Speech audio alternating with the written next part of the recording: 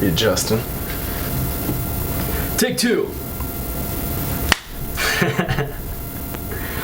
Andrew, thank you so much for joining us. Oh, today. no problem. I mean, you know you have a lot of things on your schedule as a New York lawyer. Thank you. Yeah. You have that case with the. I can't discuss it on film. I'm sorry. Oh, okay. I'm sorry. It's all right. So anyway, we're here to talk about Syria today. All right. And you have some very strong views about Syria. I do. And I'm glad you're sharing those with us. So let's get to know you a little bit first. All right. Or would you prefer to cut to the chase? I'm open to anything, whatever you'd like to do. Are you open to anything? I mean, almost anything. Okay. So why don't you start off by telling us your name, how old you are, and maybe a little bit about what you do. I'm Andrew Nias. I'm 21 years old. I guess I'm a lawyer in New York. It's pretty fun. Do a lot of cases, mainly like financial law, but I dabble in criminal law every once in a while. But I've always had strong views on military actions from America and what we should do. So. What should we do? Well, and I think in this case for Syria, we kind of need to take a step back out of the situation and try to look at it in a more diplomatic sense. I understand the need to put the pressure on the country and to try to get them to not do what they did, which was using those chemical weapons, and to destroy them so it prevents any further. But I don't know if the best way to do that would be threatening them with weapons which would kill more people and cause more destruction.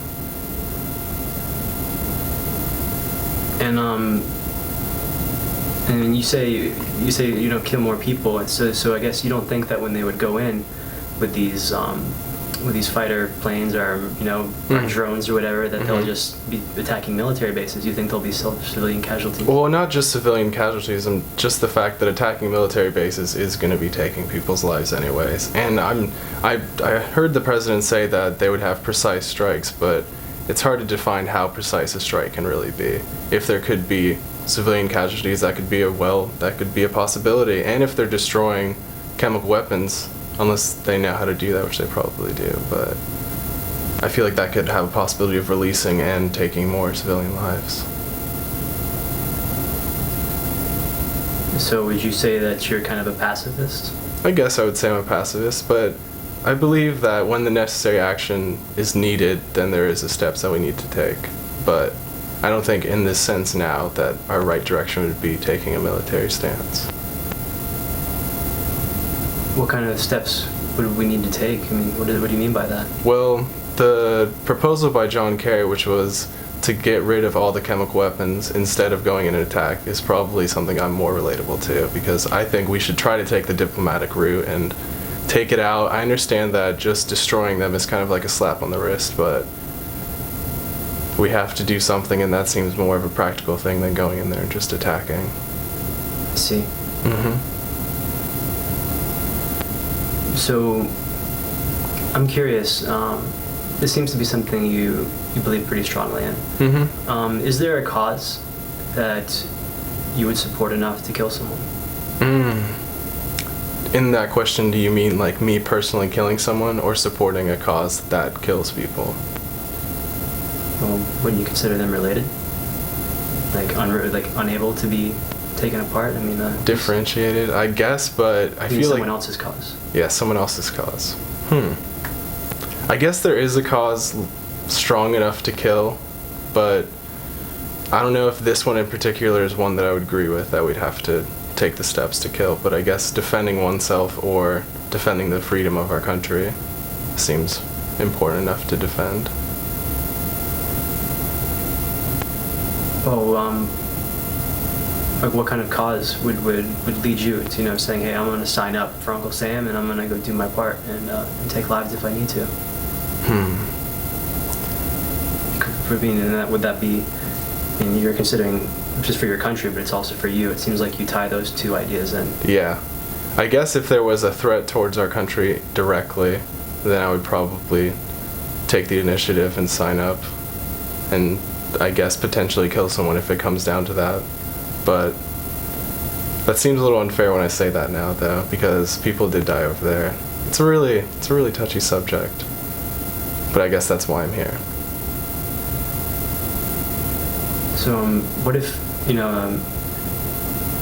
if it was over in Syria, not somebody attacking here in the States. So you're pretty much, it's not someone attacking, your family, your homeland. You're going over there for an ideological cause. Is that different? I suppose not, because it's the same. All life is the same. Anyone's life that's taken is the same as my brother's or someone I don't know. So I guess in that sense, when you word it like that, it does seem like a cause that's needed to be taken, but I'm just not sure in the way that we want to approach it. Okay. The way that we want to approach it. I'm having trouble deciphering what that means. What do you mean by it depends on the way we want to approach it?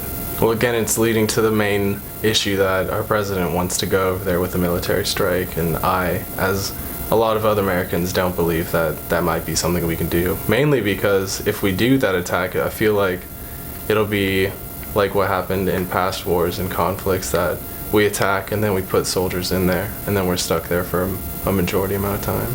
Okay, Andrew, I'm pretty uninterested in what else you have to say. All right, so well, thanks for nothing. I'm curious. I'm curious, as a final and closing note, All right. What can Americans do to become more aware of the crisis in the Middle East?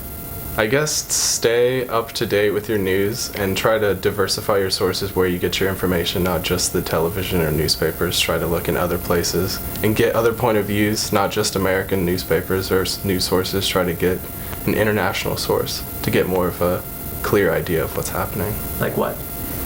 Well, there's plenty of internet websites that you could use, or there's worldwide news, there's BBC, there's Al Fashad, I don't know, something. A Middle Eastern news company.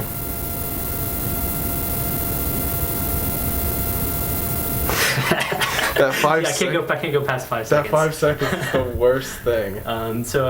Before you close it off, actually don't close it off, because remember, we want to keep recording even after we're closing. I changed all my opinions now. Right. They're all different. Right. Yeah. Noticeably let's not do that whole you're uninteresting this time ago. Thank you for joining us today. Thank you. Yeah. Don't keep recording. Okay. All right. So, thanks for the interview. Yeah. So let's just switch it around. It's definitely pretty uncomfortable. I'm not gonna lie. I was gonna pick it up. I wasn't gonna stop recording. What was uncomfortable about it? I don't know, just like because I didn't know how I felt and what to say, so I was kind of like fumbling over my own words, and then you would catch me, and I know you would catch me, so I'd be like, damn, let me go. But I guess that's what you have to do. That's like a good skill that you need to make sure, like, you make sure people hold themselves to what they say. Now you can understand now I can understand what they're feeling. That's a wrap. Okay. So, you guys want to try me next? Yeah, I guess I have to do this. Okay. What, how should I do this? I guess Is this the recording? I don't have the top of yours. That was pretty good. Yeah, yours was really good. Well, you just, like a lot of the tips I can use the questions, we said in class, I repeated some of the things he said. I wasn't there for that one, did Huh? I wasn't there for the interview. Okay. Like some things he said, he didn't sound clear on. Okay. Mainly because I didn't understand it. Okay. So that's a good reason to always ask someone to clarify what they mean, is if you don't understand it, Right. because you want to be able to communicate with this person. Are we still recording? Are we? Mm-hmm. No. That was sexy, wasn't it? That was pretty sexy. Oh no. It's not doing that eye thing now anymore though. Were you talking about Al Jazeera? Mm-hmm. What did you say, Al Jazeera? I'll I don't even remember. He's talking about the international news. Way to catch me with the hard last question there too. I was ready to finish and you're like, nope. But he said BB News and Al Fashad. Alpha shot. Yeah, you can use some of those questions if you want, but like I said, or you can just ask me like about music or something like that. Alright, does it have to be sure? Here, this is actually a really good exercise for you. It is Does anybody have a piece of paper? Is it still recording? Yeah, but we can stop it. Yeah. Thank you for joining us.